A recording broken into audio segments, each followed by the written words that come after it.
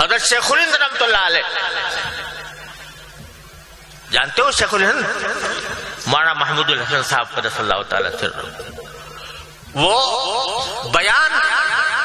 حضرت تھانوی رحمۃ اللہ علیہ نے ان کو دعوت دی کانپور میں بیان کرنے کے لیے، بتلانا یہ مقصود تھا حضرت تھانوی رحمۃ اللہ کا کہ وہاں بڑے معقولات کا بڑا چرچا تھا، تو یہ دکھانا چاہتے تھے کہ ہمارے استاد بھی معقولات کے کیسے، تو حضرت کو بیان ہو رہا تھا، تو اتنے میں وہ لوگ جو معقولات کے بڑے امام تھے وہ جلسے میں آ کر بیٹھے، تو حضرت شیخ الہند نے اسی وقت بیان کو وآخر دعوانا الحمدللہ رب العالمین کہہ کر ختم کر دیا، بیٹھ گئے۔ تو حضرت مولانا تھانوی رحمۃ اللہ علیہ بڑے پریشان ہوئے کہ بیچ میں وعظ ختم کر دیا، تو پوچھا، تو کہا کہ حضرت اب تو وقت آیا تھا بات کرنے کا،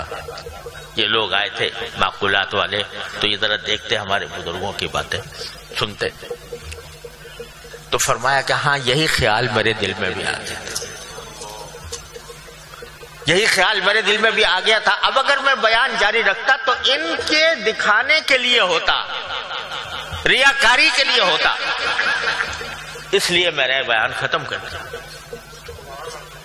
تو بھائی اصل چیز یہ ہے کہ اخلاص ہو، دل میں اخلاص ہو، جو کام کریں وہ اللہ تعالیٰ کی رضا کی خاطر کریں تو اعمال میں وزن پیدا